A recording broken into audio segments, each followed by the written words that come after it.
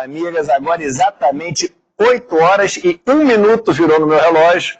Aí na transmissão para vocês deve ter alguns segundos de diferença, que é o tempo que demora para transmitir, né, no YouTube, no Facebook, onde você, no Instagram, onde você estiver assistindo esse encontro hoje, que é um encontro fantástico, histórico mesmo. A gente vai ter a oportunidade hoje de ter uma aula e depois um debate, né, com ele, que é um dos maiores intelectuais brasileiros do nosso tempo.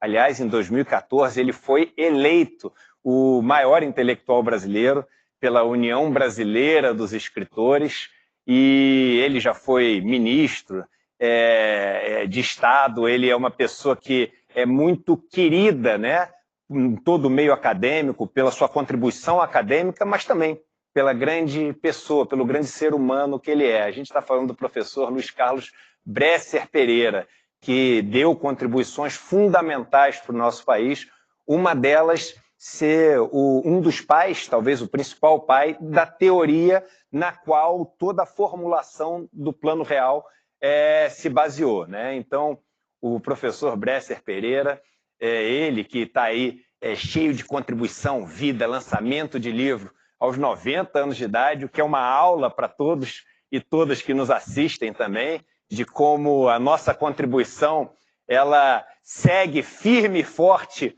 até quando a gente, enfim, tiver com vontade. Ele está cheio de vontade. E o ICL, mais uma vez, né, o Instituto Conhecimento Liberta, é muito contente de estar podendo ter uma qualidade de programas, de transmissões, de aulas, talvez única, né? Nesse meio de informar que a gente tem aqui no Brasil. Eu estou falando meio de informar porque não é só a internet. A gente tem hoje, obviamente, muita gente nos assistindo através da internet, mas algumas pessoas nos assistindo também através de canais abertos que transmitem esse conteúdo de hoje, pessoas nos assistindo através de canais de parceiros. Então, são dezenas de milhares de pessoas assistindo a essa aula que a gente vai ter hoje. Isso é muito especial, isso é muito especial. E é por isso que a gente diz que o que a gente está fazendo aqui no Instituto Conhecimento Liberta é uma verdadeira revolução, dando para as pessoas o acesso ao conhecimento e libertando através do conhecimento. Como é que vai funcionar hoje? A gente vai ter uma aula, e a aula é sobre esse livro que está sendo lançado, né, o Novo Desenvolvimentismo, que explica o fracasso neoliberal. E aí já é uma coisa muito legal. Todo mundo adora, porque o neoliberalismo, eu adoro, eu odeio, é bom, é ruim, é um fracasso, é um sucesso, tirou gente da pobreza, colocou gente na pobreza. Aí você pergunta, mas o que é o neoliberalismo? A galera começa a gaguejar, não consegue falar direito, fica ali meio perdida. E a verdade é que as pessoas não sabem, né? Nem historicamente, nem em termos práticos, né? O que é o neoliberalismo? É uma pessoa, o neoliberalismo? É uma maneira de governo, né?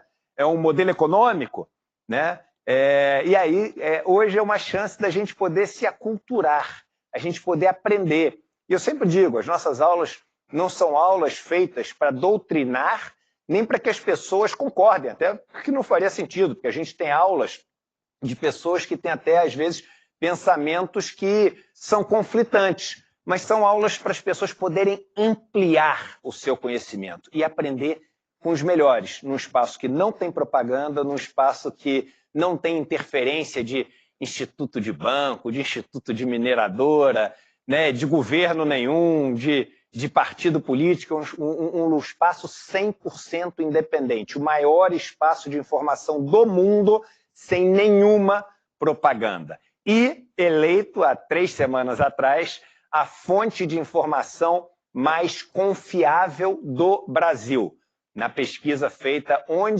como o brasileiro se informa.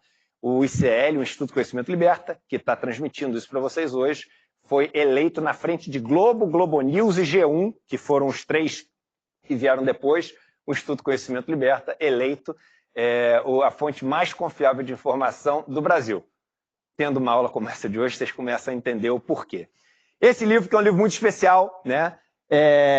E assim, quem gosta de livro dá valor para coisas que esse livro tem. A diagramação é linda, capa bem feita, É um livro, enfim, gostoso de ler, porque não é uma coisa toda ali comprimida, as letras, etc. É daqueles livros para ter na estante, bonito. E é um livro que, por ser, enfim, uma obra valiosa, ele não custa barato, né?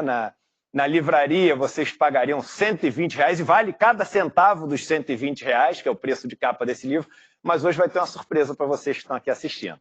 Então funciona da seguinte maneira hoje. A gente vai ter a aula com o professor Bresser Pereira, depois a gente vai apresentar para vocês a nossa comunidade, que todos os dias está junto estudando e aprendendo economia, finanças, investimentos, aprendendo a fazer os planos de aposentadoria, aprendendo a poupar dinheiro, programar investimentos, controlar as finanças de casa. É um grupo maravilhoso que hoje tem mais de 60 mil alunos, acho que são 61 mil alunos já nesse grupo. A gente vai apresentar para vocês, fazer um convite para quem quiser fazer parte. O livro tem a ver com esse convite e outras coisas têm a ver com esse convite, inclusive envolvendo o professor Bresser Pereira.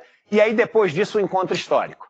Um encontro onde a gente vai ter aqui, no ICL, o Gessé Souza, né, um dos maiores sociólogos que o Brasil já teve, um dos maiores intelectuais do nosso tempo aqui no Brasil, e o professor Luiz Carlos Bresser Pereira, juntos comigo, debatendo a aula de hoje, respondendo perguntas que a gente vai trazer através do nosso chat, através da nossa interação aqui, e conversando entre eles. Um momento histórico. Então aproveita agora, já que essa aula não tem replay, pega o link, manda para os seus amigos e amigas, para os seus familiares, para os colegas de trabalho, porque a aula de hoje é uma aula para fazer a diferença na cultura e na vida de todo mundo. Espero que vocês gostem, mas daqui a pouquinho a gente está de volta. Boa aula.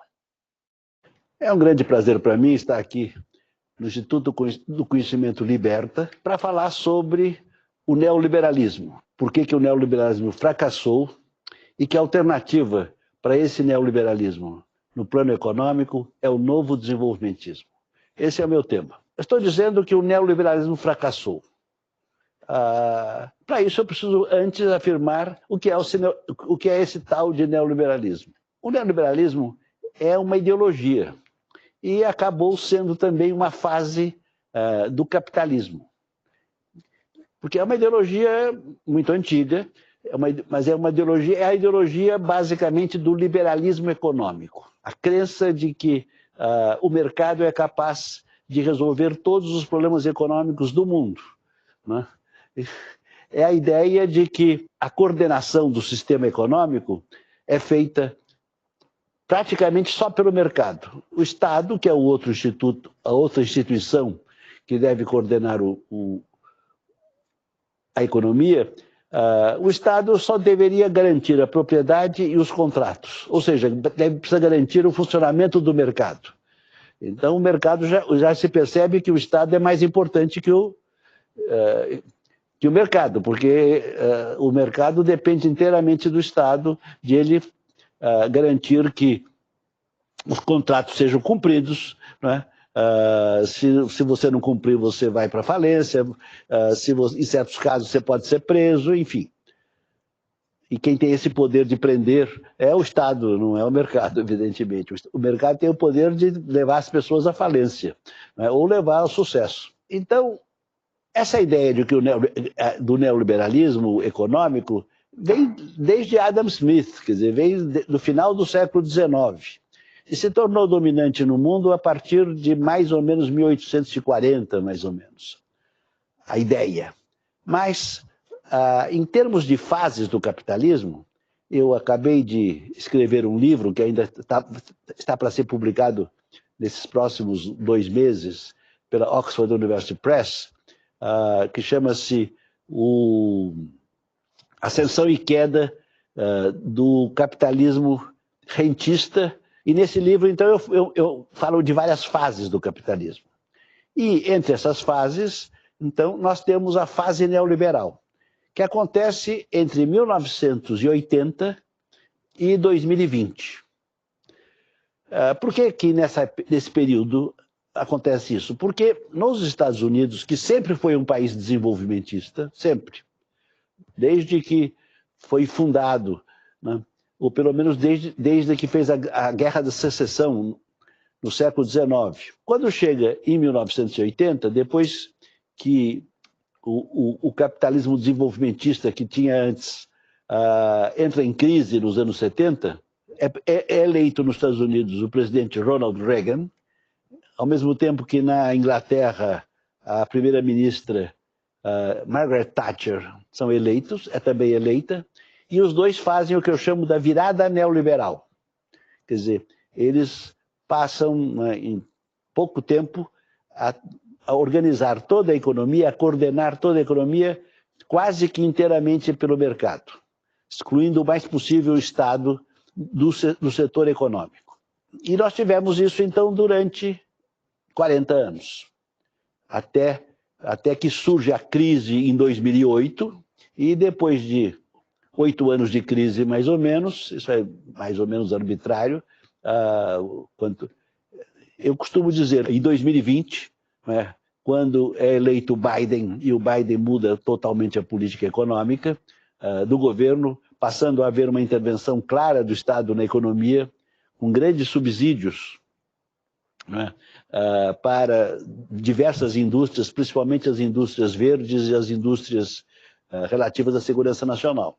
Então, naquele momento há uma virada, e essa para o neoliberalismo, e então durante um período grande você vai ter a única verdade é a verdade neoliberal, né? Não há alternativa, era o que nos diziam. Claro que isso é uma bobagem muito grande, sempre tem alternativas e tem uma alternativa muito melhor. Mas por que eu estou afirmando que fracassou? E o Eduardo Moreira está sempre também dizendo isso, que o neoliberalismo fracassou. Ele tem toda a razão. Fracassou. Fracassou porque as taxas de crescimento nesses 40 anos foram substancialmente menores do que nos períodos anteriores. A instabilidade financeira foi muito maior, né? Houve várias crises nesse período, não só lá nos Estados Unidos, mas nos demais países que foram praticamente obrigados a seguir a mesma linha, por pressão americana e depois por pressão também da Europa. Não só da Inglaterra, mas também do resto da Europa. E, então, a instabilidade financeira foi muito grande também. E houve uma enorme concentração da renda. Houve um aumento da desigualdade muito grande. Os salários dos trabalhadores praticamente estagnou, cresceu muito pouco, enquanto os países continuavam tendo um crescimento baixo, mas real, quer dizer, enquanto que os ricos ficavam muito mais ricos. Então a diferença aí foi realmente muito grande. Isso é um fracasso, né? Um regime que faz isso é um fracasso. Mas o fracasso mesmo aconteceu quando ele foi abandonado. Quer dizer, quem começou a abandonar não foi o Biden, quem começou foi o próprio Trump. Quer dizer, quando o Trump chegou em 2017, ele aumentou fortemente as tarifas aduaneiras. Quer dizer, ora, as tarifas aduaneiras foi sempre a política fundamental do desenvolvimentismo. Porque uma coisa que é importante vocês entenderem é que eu uso, na minha linguagem, na minha forma de falar, para mim, a alternativa ao neoliberalismo, ou seja, ao liberalismo econômico, é o desenvolvimentismo. Mas essa palavra as outras pessoas não usam desse jeito. É verdade. Mas o problema é simples, é porque elas nunca se perguntam qual é a alternativa ao neoliberalismo, ou qual é a alternativa ao liberalismo econômico, que para mim é a mesma coisa. Quer dizer, e eu me perguntei, mas espera um pouquinho, eu perguntei para mim mesmo, qual é a alternativa a essa palavra, neoliberalismo, como forma de coordenação do capitalismo? E eu descobri que essa palavra não existe. Às vezes usava a palavra economia mista, mas isso não quer dizer muita coisa. Por outro lado, há uma palavra que começou a ser usada muito mais na América Latina, nos anos 50, e desde então é bastante usada aqui no Sul, aqui no Brasil. Lá no Norte eles usam muito menos, mas também usam lá, né? Tem um cientista político que estudou muito o Japão e percebeu que lá o regime e o sucesso enorme econômico que o Japão teve se devia ao desenvolvimentismo, ao Estado desenvolvimentista, como ele disse. Ele chamava-se Chalmers Johnson, já morreu. Então, quer dizer, eu vi, essa palavra é ótima para significar a alternativa ao neoliberalismo no plano econômico. Quer dizer, ou você coordena economicamente um país basicamente pelo neoliberalismo ou liberalismo econômico, ou você coordena pelo desenvolvimentismo. O que é o desenvolvimentismo, então? O desenvolvimentismo é uma intervenção moderada do Estado na economia, que continua sendo coordenada pelo mercado, mas o Estado intervém e corrige, né? E tem uma participação importante nessa economia, promovendo o desenvolvimento, promovendo a melhor distribuição da renda, promovendo uma maior estabilidade financeira de todo o sistema. O Estado tem papéis muito importantes na economia e ele exerce esses papéis, mas sempre que o mercado pode coordenar a economia, então ele deixa por conta do mercado. Porque o mercado é um sistema automático que é muito bom, quando tem concorrência. Mas tem muitos lugares que não há concorrência, não apenas porque as empresas são monopolistas, mas você pode falar em concorrência quando eu penso, não é, em como é que eu coordeno o sistema monetário do país, como é que eu coordeno a taxa de câmbio. São coisas que o Estado pode coordenar e não tem concorrência que garanta que isso seja feito de maneira ótima. Não, definitivamente não tem. Mas, enfim, eu já defini o que é o neoliberalismo. É um fundamentalismo de mercado, essa crença absurda de que o mercado pode resolver tudo. É como se o mercado fosse uma espécie de Deus, ou Deus ex machina, não? Que resolve tudo, como se a vontade humana não fosse, que se expressa no Estado e nas políticas e nas boas decisões dos políticos, não fosse importante. Claro que é. Então, esse sistema fracassou. Já o Brasil continua neoliberal. Quer dizer, no Brasil, o neoliberalismo fracassou e fracassou muito mais do que lá, nós já vamos ver isso, mas as nossas elites econômicas continuam neoliberais. Os nossos políticos, os nossos economistas, né, os nossos empresários continuam neoliberais. Quando isso não interessa mais, nunca interessou ao Brasil e não interessa a eles. Não interessa a eles. Mas, enfim, eu digo que o liberalismo econômico continua dominante no Brasil porque a gente não vê o Estado intervindo fortemente na economia. Nós temos agora um presidente que eu diria que é desenvolvimentista. Temos um ministro da Fazenda e vários outros ministros que podem ser considerados desenvolvimentistas. Mas a política continua muito amarrada no neoliberalismo. O que o Haddad, por exemplo, pode fazer é fazer ajuste fiscal, né? E ele precisa fazer ajuste fiscal e é bom que faça. Mas há muitas outras coisas para fazer que praticamente não deixam. Nós vamos ver já quais são essas coisas, não vamos avançar antes da hora nesse ponto. Então agora eu vou começar a falar sobre o Brasil.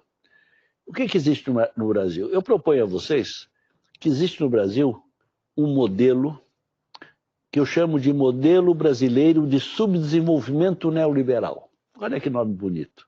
Modelo brasileiro de subdesenvolvimento neoliberal. Que maravilha. Ou que coisa lamentável. O que caracteriza esse modelo? É muito simples. É caracterizado por juros muito altos, uma taxa de juros muito alta, muito alta. 2, taxa de câmbio sempre relativamente, sempre um pouco sobrevalorizada e em certos momentos muito sobrevalorizada. E terceiro, significa um crescimento muito baixo. Um crescimento muito baixo que eu defino como uma quase estagnação. Desde 2020, eu falo que o Brasil e a América Latina estão quase estagnadas. Naquela época, há 20 anos. Hoje, há 45 anos, desde 1980. Embora o que nos interesse realmente é discutir o que aconteceu com o Brasil a partir de 1990, e não 1980. Porque nós sabemos que a virada neoliberal foi em 1980 lá. Mas aqui no Brasil, não. A virada neoliberal no Brasil foi em 1990, 10 anos depois, no governo Collor. Porque foi no governo Collor que foi feita a abertura comercial, a abertura financeira, e se começou um processo de privatização selvagem. Foi a partir de 1990 que isso aconteceu. Foi quando o Brasil, que durante 50 anos tinha tido um crescimento extraordinário, tinha crescido quase tanto quanto o Japão, foi o país que mais cresceu depois do Japão nesse período, de 1950 a 1990. Quer dizer, nos anos 80 entrou numa crise e em 1990, então, diante da crise e da pressão americana para que todos os países do mundo virassem neoliberais, o Brasil se submeteu. E desde então, com juros muito altos, com câmbio muito apreciado, o Brasil entrou num regime de quase estagnação. Nos anos 80, ele esteve estagnado mesmo. Mas esteve estagnado porque houve uma grande crise da dívida externa. Isso nos anos 80. E essa crise da dívida externa foi desencadeada pela alta dos juros nos Estados Unidos. Foi um fato exógeno, um fato que veio de fora, essa crise sobre nós, sobre toda a América Latina. Então, essa crise, encadeou-se nessa crise da dívida externa, nos anos 80, a crise da alta inflação inercial. Entre 1981, praticamente, até 2014, nós tivemos uma inflação altíssima. As pessoas dizem que foi uma hiperinflação. Hiperinflação mesmo só foi no finalzinho do governo Sarney. De um modo geral, foi uma alta inflação inercial. Inercial porque ela só subia em cada patamar que ela chegava, ela parava ali e as pessoas iam indexando formal e informalmente os seus preços, de forma que a inflação ou ficava ali ou depois subia. Isso foi toda uma teoria da qual eu participei aqui no São Paulo junto com o Ishaq Nakano, né, para explicar essa teoria, essa inflação inercial, e afinal foi possível acabar com ela com o plano real que usou, cuja base é a teoria da inflação inercial. Voltando ao que caracteriza ao modelo brasileiro de subdesenvolvimento, é isso que caracteriza: quase estagnação. Altos juros, câmbio apreciado e quase estagnação.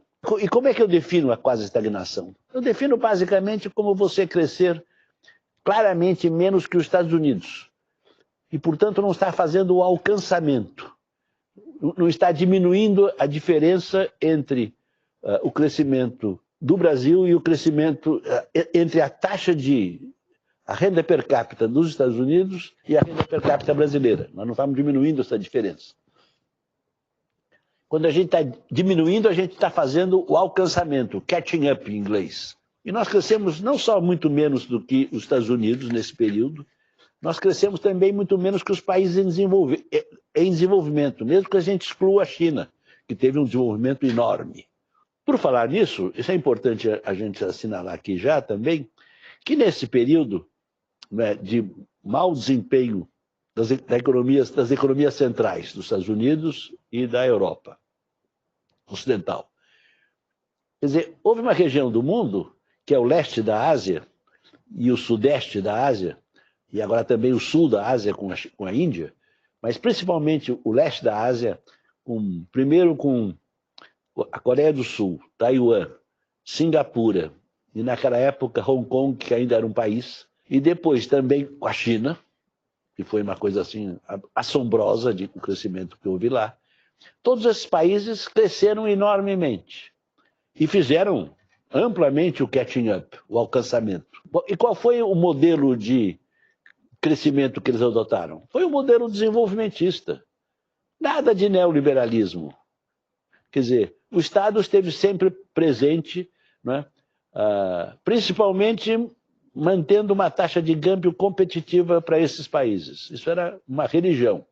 tendo, portanto, uma política cambial o tempo todo, né? Tendo também uma política industrial, é claro, mantendo uma inflação baixa, né? Mantendo responsabilidade fiscal, que é necessário, mas foram desenvolvimentistas, né?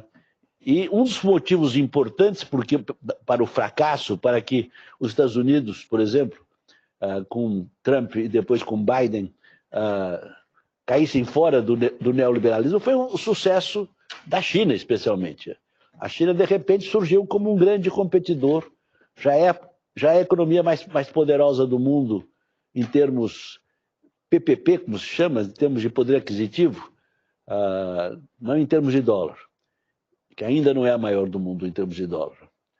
Mas é um grande competidor e que, ainda que tenha diminuído a taxa de crescimento da China, a China continua crescendo muito mais do que os Estados Unidos em termos per capita.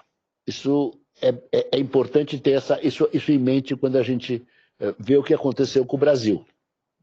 O Brasil, lá em 1990, como eu disse, submeteu ao norte, ou ao norte global. O norte global é os Estados Unidos e a Europa Ocidental, a Austrália, Canadá, essa gente. São os países ricos. Então, o Brasil adotou o neoliberalismo, né, e ficou para trás. Quer dizer, é impressionante como o Brasil tem ficado para trás e para trás e para trás. Diante disso, eu me coloquei um problema. Foi em 1999, quando eu estive durante 4 meses em Oxford, revendo todo o período anterior. Eu tinha sido ministro da administração federal no governo do Fernando Henrique Cardoso, não tive nada a ver com a política econômica do governo. Tive muito a ver com a política, com o Plano Real, porque a teoria da inflação inercial tinha sido desenvolvida, né, também, né, por mim e pelo Nakano, talvez mais por mim e pelo Nakano do que pelo André Lara Rezende, que é o mais brilhante deles, de longe, o Pércio Arida. Será que essas duas teorias, que basta a gente voltar para essas duas teorias e que se resolve tudo? Eu cheguei à conclusão que isso não era verdade.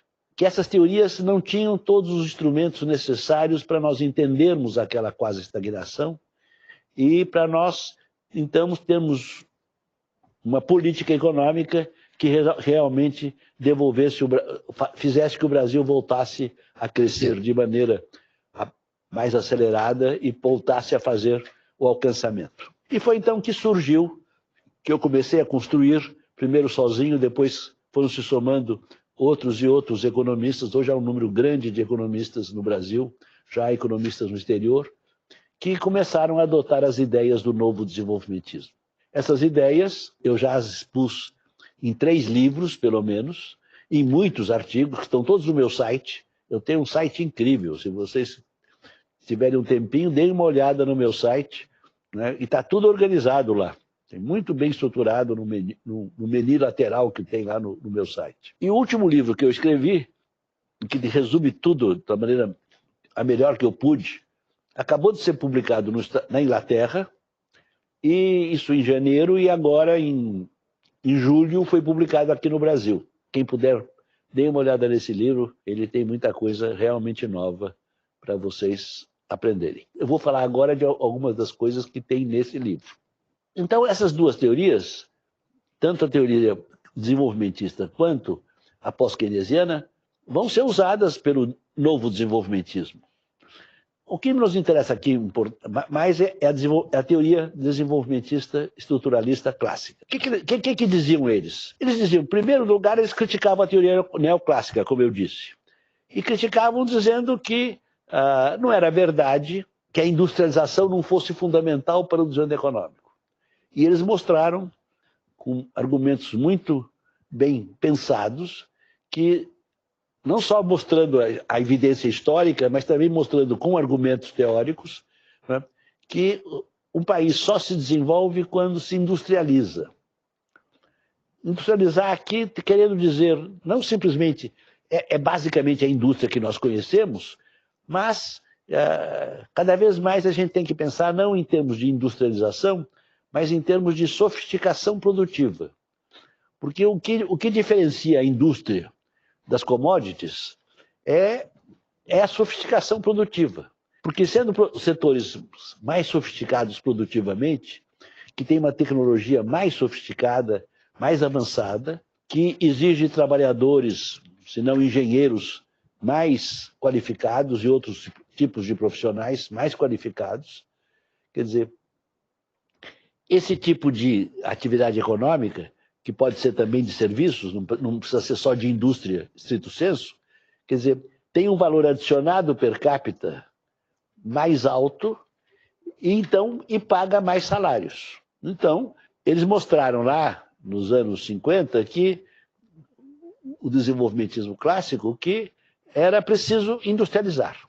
Eles mostraram que a elasticidade de renda da demanda de bens, de commodities, pelos países ricos, era menor que 1. Isso significa o seguinte, que a cada 1% de aumento da renda dos países ricos, a demanda por commodities aumentava menos que 1. Enquanto que a nossa demanda de bens industriais tinha uma elasticidade maior do que 1.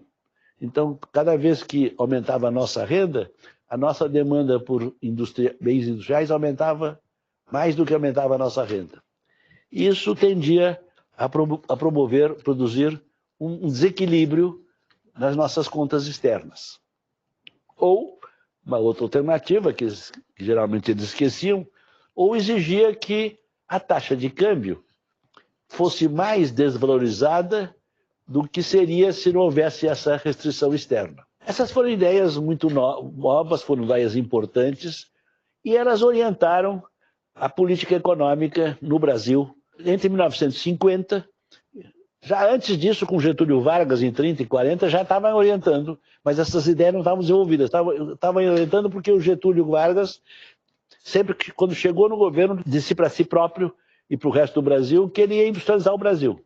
E realmente foi a revolução industrial e capitalista brasileira foi liderada por Getúlio Vargas. Foi um grande estadista. E essa industrialização, que começou pragmaticamente em 1930, nos anos 30, que teve um grande impulso nos anos 30, já existia alguma antes, teve outro impulso muito grande nos anos 50, quando então se passam a adotar as estratégias desenvolvimentistas. Que estratégias eram essas? Era adotar tarifas aduaneiras elevadas para proteger a indústria nacional. Isso era o chamado modelo de substituição de importações, que depois o neoliberalismo transformou no anjo mau, né? No Beelzebub. Mas que foi muito efetivo em promover o desenvolvimento do Brasil, como foi de todos os outros países antes. Da Inglaterra, por exemplo, depende da fase do capitalismo que você está desenvolvendo. Então, a primeira política era essa. A segunda era controlar a taxa de câmbio, ter uma política cambial, né? Eles tiveram várias maneiras de ter política cambial. A própria tarifa é uma política cambial, porque quando você eleva a tarifa é a mesma coisa do que você deprecia o dólar para aquele produto em que a tarifa foi elevada, a tarifa de importação. Mas eles também usavam mecanismos interessantes que hoje não precisa mais adotar, que eram leilões de câmbio. Então, eles davam para os bens de luxo poucos dólares para os importadores e davam para os bens mais necessários mais dólares. E toda semana, ou a cada 15 dias, havia um leilão de dólares para os importadores. E com isso, então, a taxa de câmbio ficava mais cara para os bens de luxo em relação aos bens básicos. Então, isso era uma forma de ter política cambial. Tinham sempre uma... Depois veio a política das mini desvalorizações, em que você corrigia a taxa de câmbio de acordo com a inflação. Automaticamente a cada mês. Se não, a cada dia, mas era, em princípio, a cada mês. A não ser que a inflação ficasse muito rápida. Havia coisas novas que estavam acontecendo no Brasil e no mundo e que exigiam mudança. A política simplesmente de continuar com substituição de importações não era viável, porque você não pode querer substituir tudo. Quer dizer, você tem que substituir apenas os setores que você tem realmente capacidade de se tornar competitivo internacionalmente. Que você tem capacidade de competir seja exportando suas mercadorias, seja enfrentando com sucesso as importações que fazem, enviadas por outros países. Então, o Brasil precisava renovar-se, mas em vez de fazer uma renovação, o que aconteceu, que nós já vimos, foi o neoliberalismo a partir de 1990. Então, eu comecei a pensar no novo desenvolvimentismo. Como eu disse, eu inicialmente, e depois foram somando outros colegas e amigos meus, como o Nelson Marconi, o José Luiz Oreiro e muitos outros. Quais são as ideias básicas do novo desenvolvimentismo? Primeiro, nós temos que pensar que o novo desenvolvimentismo, embora seja um complemento, embora se apoie no desenvolvimentismo clássico, estruturalista clássico, o novo desenvolvimentismo, ele também critica o desenvolvimentismo clássico. Só em 2 pontos, na verdade. O primeiro ponto é muito interessante, porque é realmente uma crítica. Os desenvolvimentistas clássicos acreditavam que um país como o Brasil, um país em desenvolvimento, podia crescer com poupança externa. Ou seja, com dinheiro dos outros países. Seja o dinheiro dos outros países na forma de empréstimos ou então de investimentos diretos feitos pelas empresas multinacionais. Quando o desenvolvimentismo clássico se constituiu nos anos 50, os empréstimos bancários aos países da América Latina estavam suspensos desde 1930, desde a quebradeira que houve em 1930, em que o Brasil entrou em moratória e toda a América Latina entrou em moratória. Mas surgiu o Banco Mundial, depois surgiu o BID para fazer empréstimos para nós. Não era o primeiro objetivo deles, mas eles passaram a fazer principalmente empréstimos para os países em desenvolvimento. E o desenvolvimentismo clássico achava isso ótimo. Como também achavam ótimo os neoliberais, todo mundo achava isso ótimo. Por outro lado, as empresas multinacionais começaram a investir no Brasil. Até 1950, elas praticamente não investiam no Brasil, porque elas preferiam exportar para cá. Mas nos anos 50, o Brasil e toda a América Latina elevaram tarifas aduaneiras altas contra as exportações dessas empresas multinacionais. Então, elas não tiveram alternativa senão fazerem os investimentos diretos, montarem fábricas aqui no Brasil. Primeiro de eletrodomésticos grandes, como geladeiras, por exemplo, televisores, um pouco mais tarde, e depois, já nos anos 50, já para o final dos anos 50 e começo dos anos 60, em automóveis. E foi criada uma indústria automobilística, infelizmente, totalmente estrangeira. Os coreanos, por exemplo, criaram uma grande indústria nacional automobilística, os chineses ainda mais. Nós aqui dormimos no ponto. Mas recebemos as multinacionais. E nós achamos isso também uma maravilha. E quando chegou em 1970, os bancos comerciais, afinal, também resolveram emprestar para nós. Então, eles abriram as bolsas. Abriram as suas bolsas para fazer empréstimos para nós. E emprestaram para valer. Foi um grande erro que nós cometemos. Temos tomado tanto empréstimo, primeiro dos bancos multilaterais, como o Banco Mundial e o BID, depois dos bancos comerciais. O novo desenvolvimentismo vai dizer que a poupança externa, ou os déficits em conta corrente, que é a mesma coisa que poupança externa, não interessam ao Brasil. Não promovem o seu desenvolvimento econômico. Isso é contraintuitivo, parece mais ou menos lógico que se eles têm capital sobrando, nós temos capital faltando, é razoável que eles transfiram seus capitais para cá. É o que nos dizem os neoliberais lá todo dia, firmemente. E o The Economist, que representa eles, aquela revista, as universidades, os seus representantes, eles nos dizem isso toda hora. a grande imprensa lá do norte global, eles nos dizem isso. E nós acreditamos, porque parece evidente. Pois bem, não é nada evidente. Só parece, mas não é verdade. Por quê?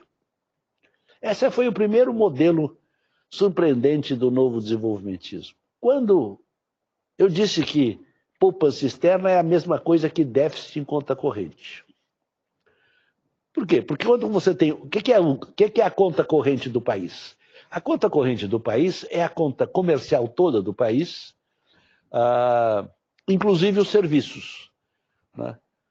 Nem devia haver essa distinção. A gente podia chamar de conta comercial e já pôr os serviços juntos, mas não sei por que ficou essa coisa. Então, a conta corrente é muito mais importante que a conta comercial, porque tem o resultado das importações e exportações de bens, e também tem as importações e exportações de serviços reais. Então, se o país tem um déficit em conta corrente, isso significa que ele precisa financiar esse déficit. Não tem conversa. E como é que ele financia esse déficit? Claro que ele pode também financiar com reservas, mas vamos deixar isso constante, as de reservas, porque simplifica a vida e não ajuda nada a ficar trabalhando com elas nesse momento. Então você vai ter que tomar empréstimo ou vai ter que receber investimentos diretos das multinacionais. É uma ou outra. Ou as duas. Você vai ter que se endividar.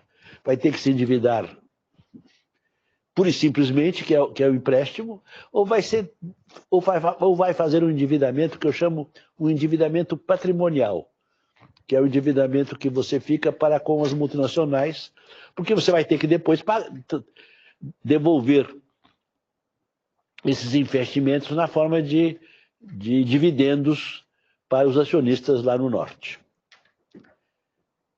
Então, qual é o problema?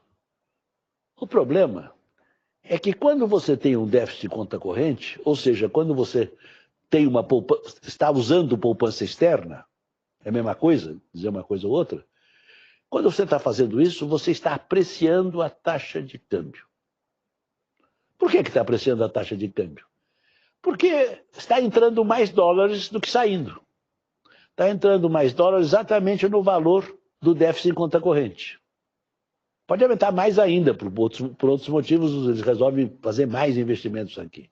Mas aí aumenta reservas. É puro aumento da entrada de dólares. Ora, a taxa de câmbio é um preço, na verdade é o preço do país, eu costumo dizer.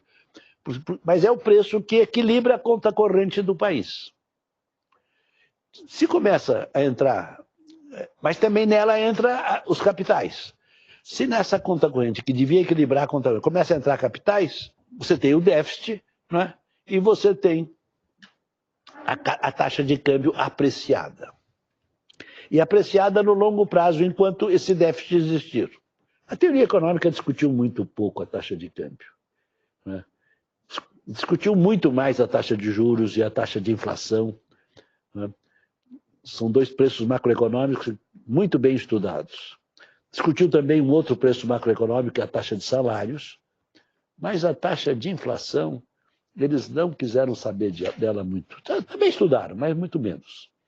Ora, quando você tem uma taxa de juros muito alta, uma taxa de câmbio apreciada, o que acontece? Você está tornando as empresas industriais do seu país, aquelas que utilizam a melhor tecnologia existente no mundo, mesmo essas, está tornando essas empresas não competitivas. Porque, né, torna-se... Eu tenho uma empresa tinindo, mas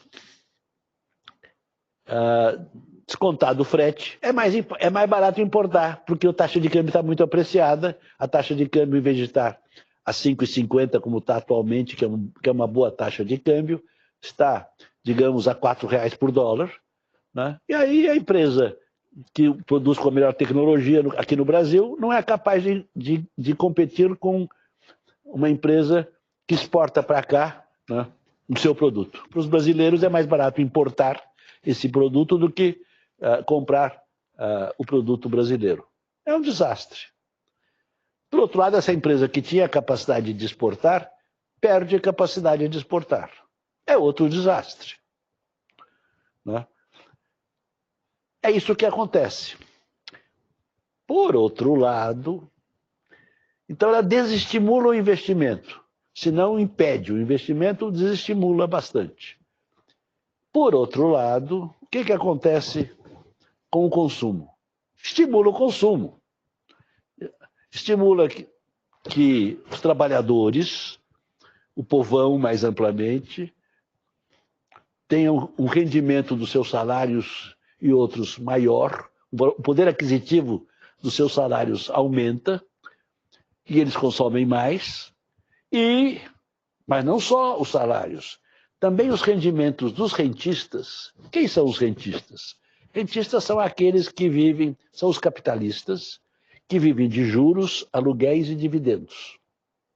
Esses senhores, que já não são mais empresários, a grande maioria deles, então, o poder aquisitivo desses juros, desses dividendos e desses aluguéis, né, que eles recebem, também perde valor aquisitivo. Ganha valor aquisitivo, desculpe, como salários. Então, todo mundo consome mais. E é a felicidade geral. Felicidade geral muito relativa, porque é felicidade geral às custas do endividamento do país. Você está se endividando para consumir. Isso é um desastre.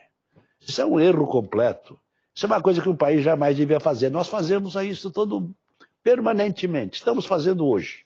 Então, isto é um primeiro modelo fundamental do novo desenvolvimentismo. É a crítica ao crescimento com poupança externa, é a crítica ao crescimento com endividamento externo. É a afirmação de que um país, para se desenvolver, não deve ter déficit em conta corrente. Só em casos muito especiais, há casos especiais. Agora, nós estamos aí. E não é fácil fazer tudo isso. Não é? Porque está todo mundo acostumado com o que está aí. Não é? Porque os empresários perderam muito poder no Brasil. Hoje são muito mais rentistas do que empresários que são dominantes em termos de pessoa física. As empresas são empresas, hoje já em grande parte, as grandes empresas são em grande parte já profissionalizadas, dirigidas por tecnoburocratas ou gerentes, é o sinônimo para mim, quer dizer, e que estão acostumadas, passaram por uma lavagem cerebral neoliberal e neoclássica, né? E estão acostumadas com isso que está aí. Na verdade, no curto prazo, isso pode ser bom para elas, porque o juro alto no curto prazo é bom. A taxa de câmbio apreciada, né, é bom, porque aumenta os rendimentos dos rentistas, o poder aquisitivo dos rentistas. Né? Mas no longo prazo é ruim também para eles. Mas eles não percebem isso, nem querem perceber. São muito As nossas elites são muito atrasadas. Não são nacionais, já foram nacionais em alguns momentos, isso foi muito importante para o desenvolvimento do país, mas já há bastante tempo, desde pelo menos o final do governo Lula, o começo do governo Dilma, eles não são mais nacionais, e foi aí que eles abandonaram qualquer ideia de desenvolvimentismo e qualquer ideia de nação, e eles estão muito mais associados, estão muito mais integrados aos ricos nos Estados Unidos e na Europa do que ao povão brasileiro. Então, com elites desse tipo, com elites atrasadas e reacionárias como nós temos, fica muito difícil fazer as políticas necessárias para que o Brasil volte a crescer e saia da quase estagnação e volte a fazer o alcançamento. Mas é preciso continuar lutando. Eu aqui dos meus 90 anos, que eu fiz agora, esse ano, há poucos dias, eu continuo lutando. Né? Essa aula faz parte dessa luta. Né?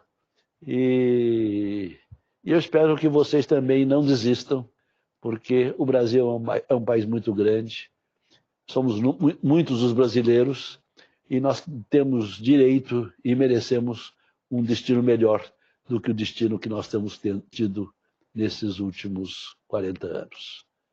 Muito obrigado.